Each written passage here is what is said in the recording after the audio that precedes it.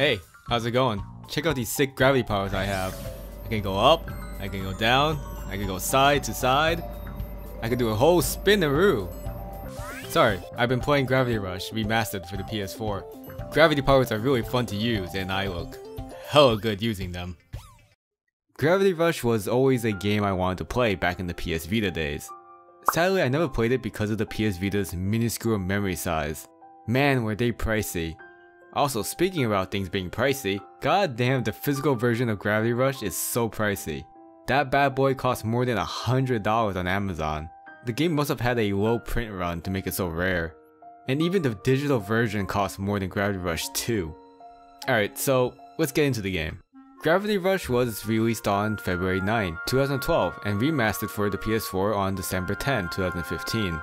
Gravity Rush takes place in the city of Hexville. The city is plagued with gravity storms and monsters named Nevi. The city is torn apart into pieces and those pieces are lost in other dimensions. The main character is Kat, a shifter who lost all her memories. Kat wakes up next to a funky looking galaxy cat, which she quickly names Dusty. Dusty gives Kat the ability to shift gravity, along with other gravity abilities that she can unlock as the game progresses. The gravity shifting is a really fun mechanic but can be a bit dizzying at times. Plus the camera is a bit too zoomed in and the FOV is really small. This game is not for people who get motion sickness easily. Granted, this game was made for the Vita, but for the PS4 version they could have adjusted the camera a bit. There's more screen real estate on the PS4. Kat shouldn't be taking up the whole screen. It makes it really hard to see where you want to shift to in fast-paced moments. It forced me to stop and be more methodical with my movements. However, with that said, the gravity shifting is really fun. It's fun to fly through the city and walk upside down. Now it's not real flying, more like falling in a given direction. Also, when Kat shifts gravity, it's not only affecting her, it also affects the people around her. So you can act like Driftblim and kidnap people and take them to the skies. It's kinda funny.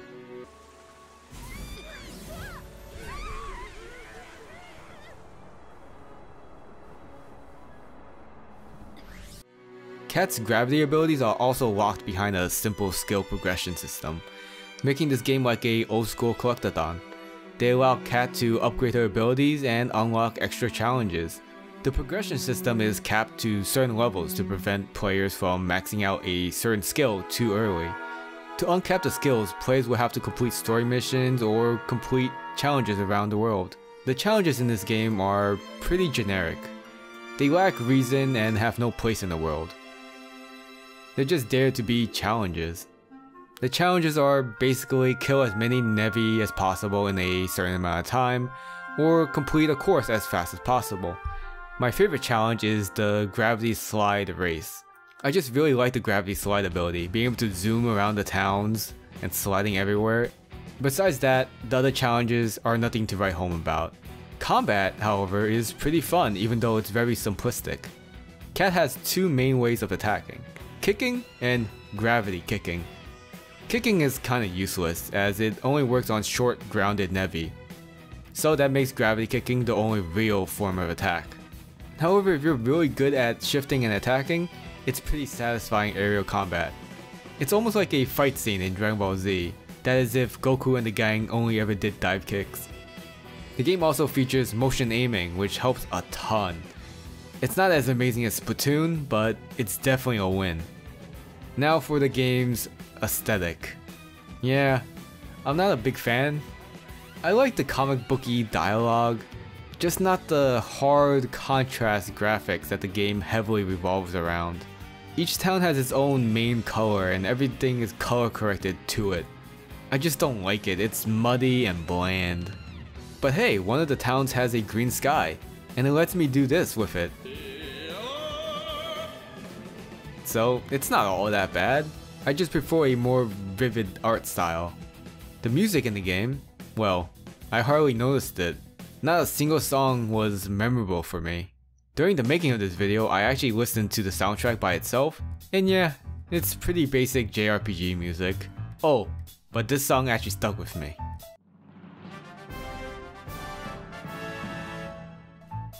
I don't really count it as a song, more of a jingle, but it's the song that plays whenever you complete a mission or a challenge, and even when leveling up. I heard it constantly during my play session, so much that it kinda got annoying after a while. The story of Gravity Rush is kinda nutty. It creates a lot of questions. So here's your spoiler warning.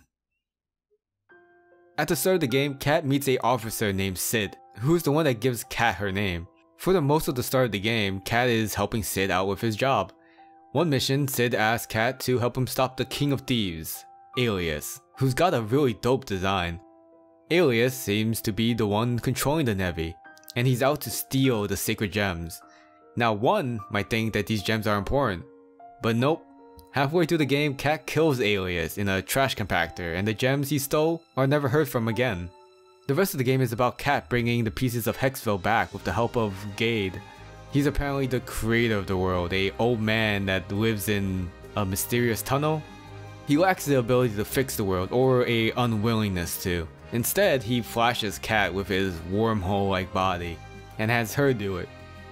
Meanwhile, there's another shifter named Raven who isn't too happy with Kat. Raven shows up from time to time to stop Kat from retrieving the lost towns. Eventually, this leads Kat to the World Pillar, the structure that holds everything up. And inside the World Pillar, it's like a sunshine level where Mario doesn't have FLUDD.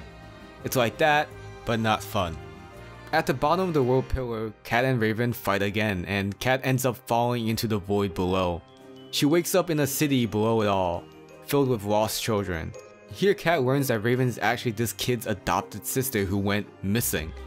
Somehow she grew up and became a gravity shifter. To my knowledge, this is never fully explained in the game.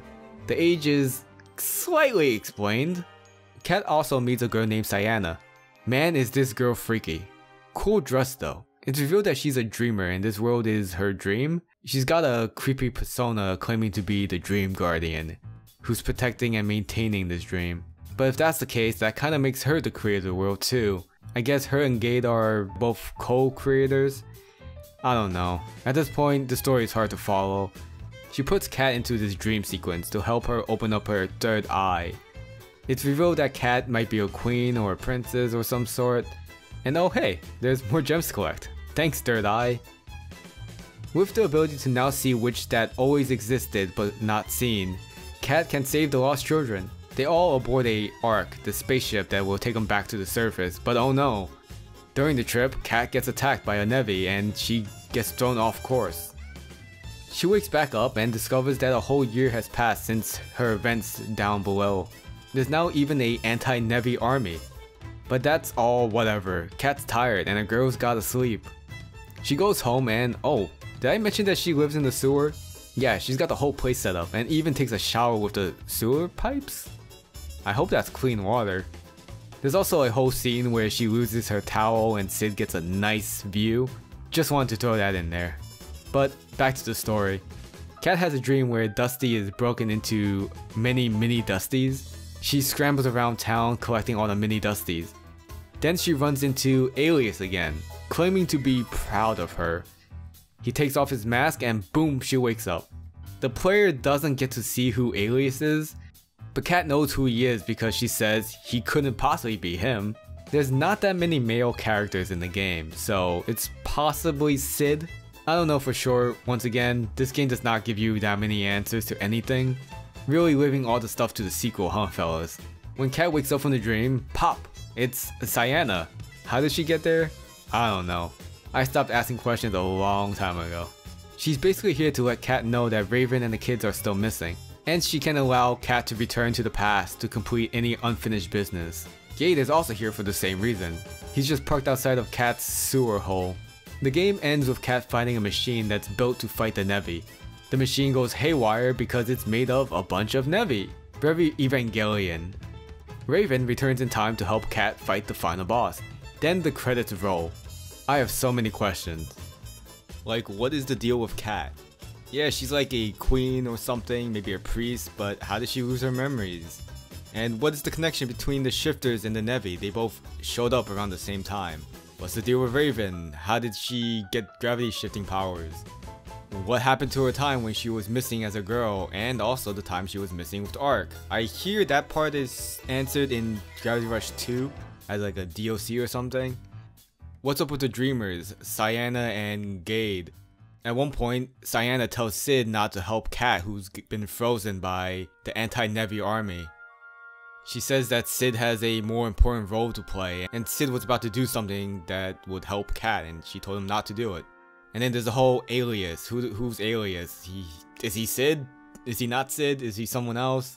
The game has too many questions and none of it is answered. It's all saved for the sequel, which is a bit annoying. The whole game is a setup for a sequel, so the end of the game is just not satisfying. It's a tease, and that's all it is. It's just a tease.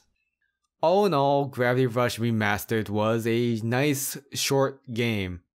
I had a lot of fun with the gravity mechanics. I just hope the sequel pulls back the camera a bit. Also, I hope they go with a better art style due to the fact that the sequel was made on a PS4 and not a Vita. And I better get answers in Gravity Rush 2. I'm definitely gonna play the sequel, but not right now. Yoshi's Crafted World is coming out soon and I really want to play that.